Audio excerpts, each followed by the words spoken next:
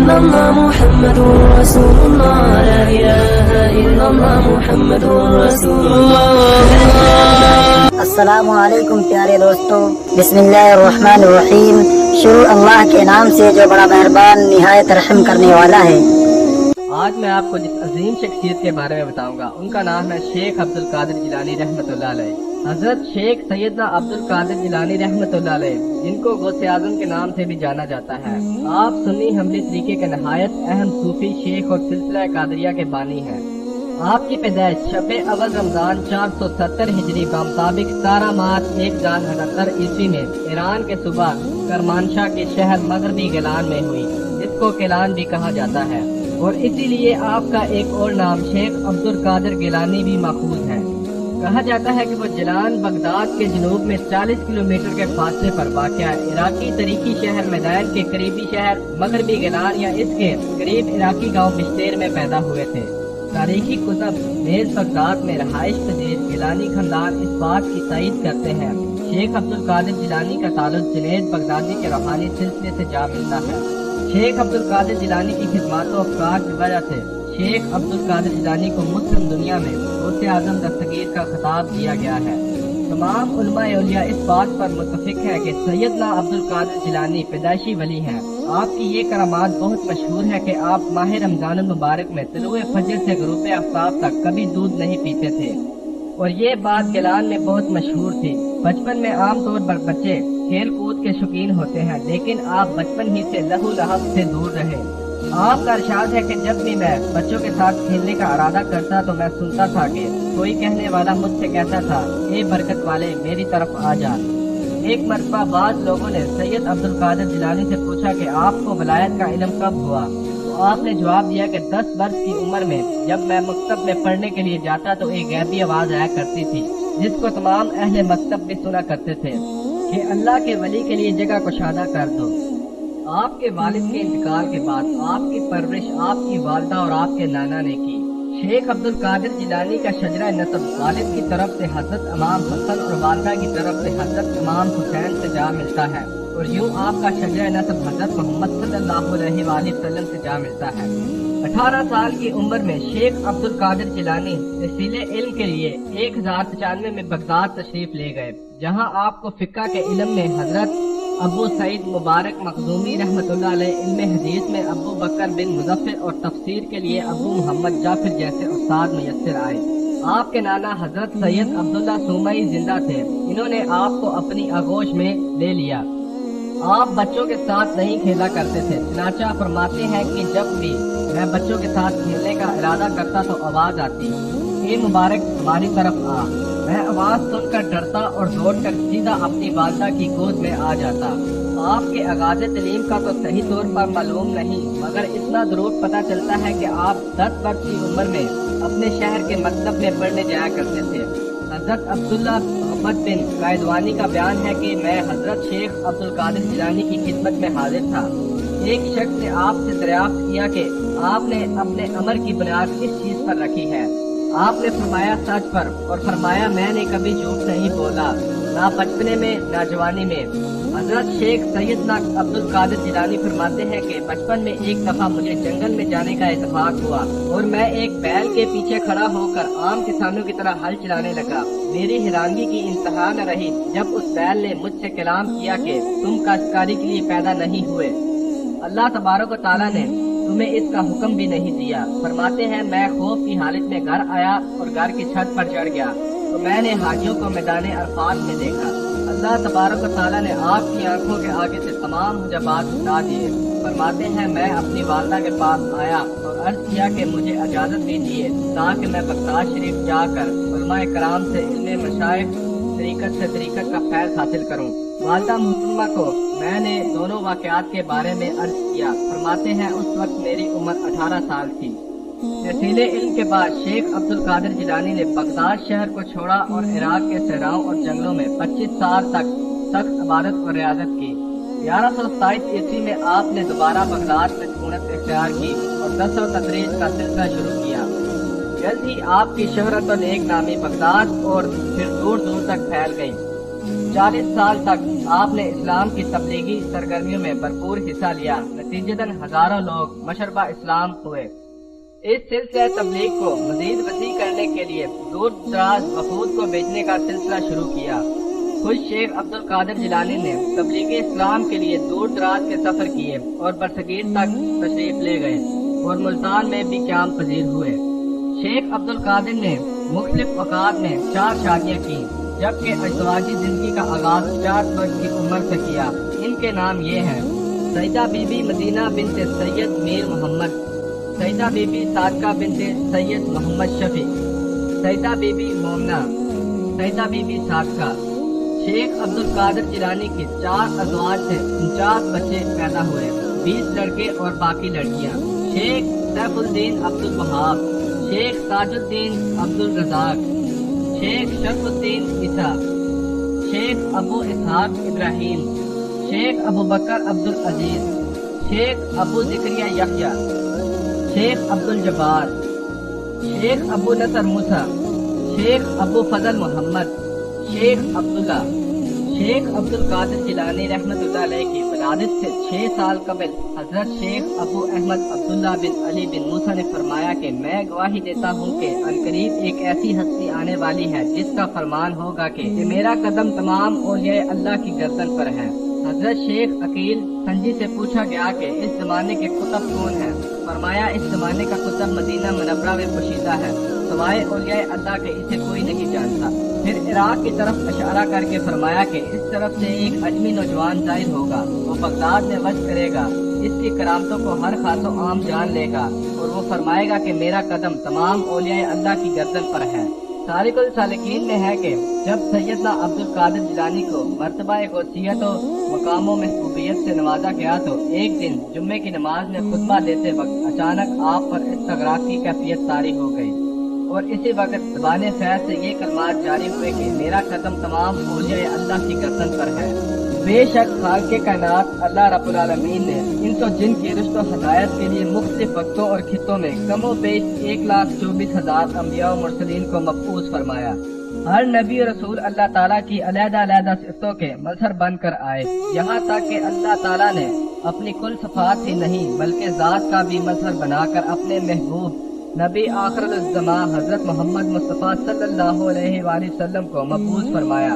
तो मजहर ज़ात के बाद किसी नबी की जरूरत न रही, बाब नबूवत हमेशा के लिए बंद हो गया। तो रुश्त व हिदायत और अहियाए दीन व मिल्लत के लिए मजहर ज़ात खुदा महबूब रब्बुल आलमीन ने गैबी खबर दी कि हर सदी के इख्तिताम पर एक मजदद पैदा होगा। नेक फरमाया कि अल्लाह के नेक बंदे दीन की मुहाफ़ज़त करते रहेंगे।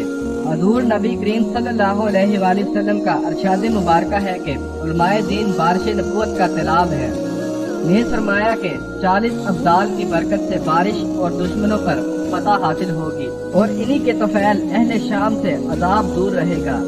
आप सल्लल्लाहु अलैहि वसल्लम ने फरमाया कि उलमा की जिंदगी के लिए मछलियाँ दुआ करती हैं।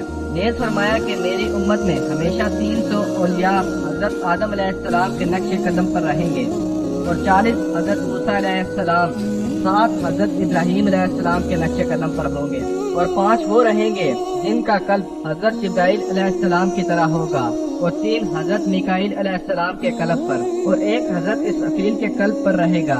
जब इस एक का इंतकाल होगा तो इन 3 में से कोई कायम होगा और इन 3 की कमी 5 में से और 5 की कमी 7 में से और 7 की कमी 40 में से और 40 की कमी 7 में से और 7 की कमी 40 में से और 40 की कमी 300 से और 300 की कमी आलिम मुसलमानों से पूरी कर दी जाती है। उलमाए हक फरमाते हैं कि अल्लाह ताला रहमत देने वाला सैयदुल अंबिया रहमत आलम सल्लल्लाहु अलैहि वसल्लम तकसीम फरमाने वाले और औलिया उलमा इसका जरिया है।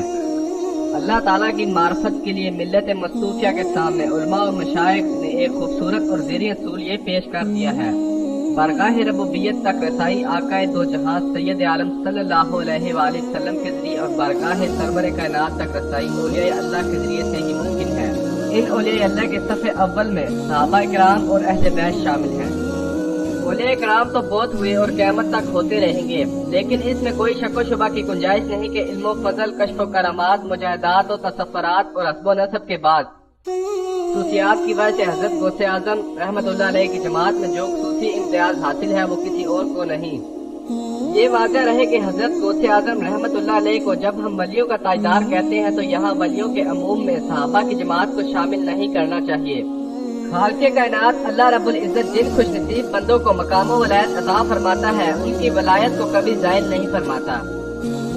आपकी वालदा माजिदा हजरत फातिमा उम्मुल खैर बयान फरमाती है कि वलादत के साथ अहकाम शरीयत का इस कदर एहतराम था कि हजरत गौसे आजम रहमतुल्लाह अलैह रमजान में दिन भर में कभी दूध नहीं पीते थे।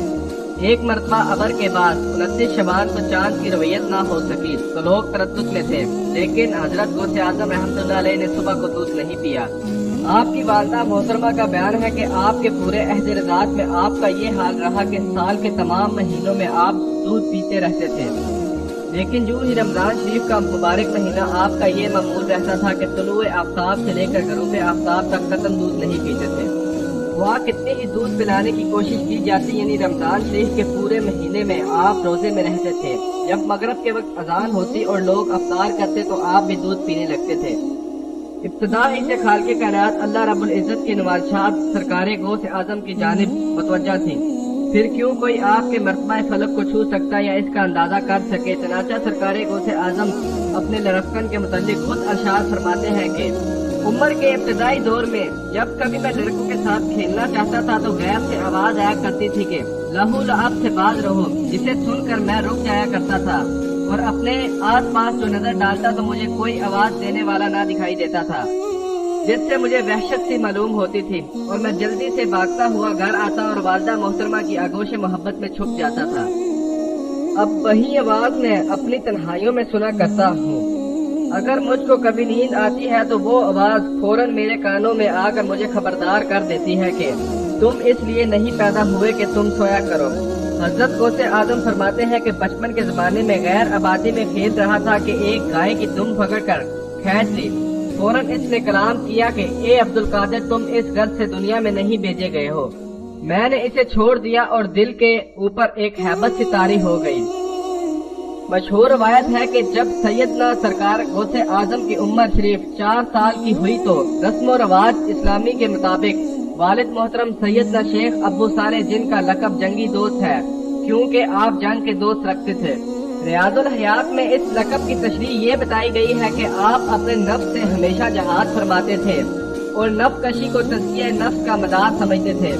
वो आपको रस्म बिस्मिल्लाह ख़वानी की अदायगी और मकतब में दाखिल करने की गर्ज से ले गए और उस्ताद के सामने आप दुर्दानो होकर बैठ गए।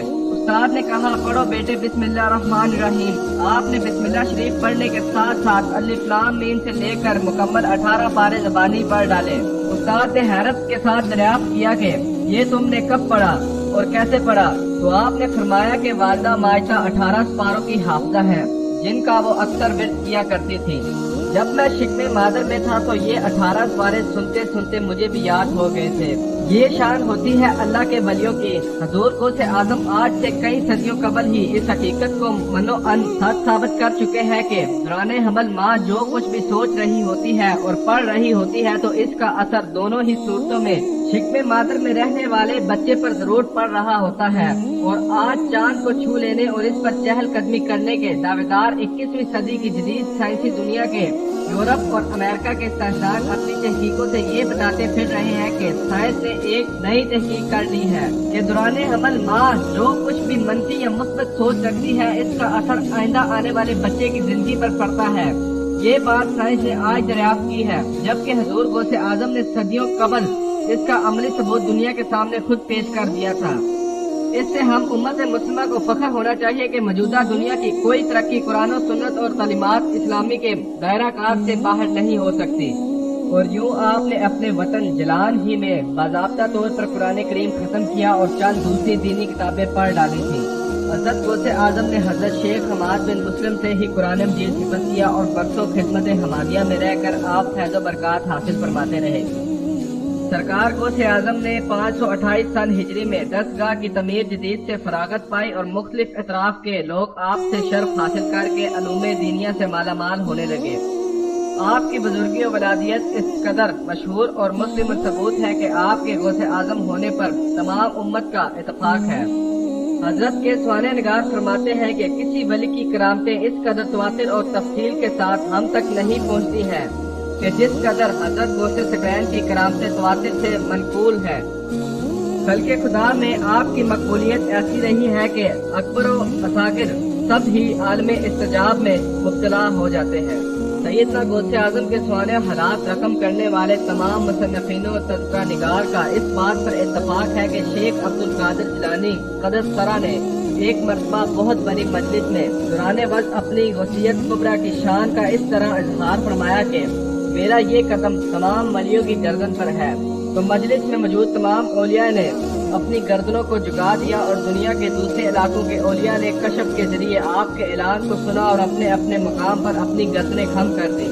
हजरत ख्वाजा शेख मायूद्दीन अजमेरी ने गर्दन खम करते हुए कहा कि आका आपका कदम मेरी गर्दन पर भी और मेरे सर पर भी।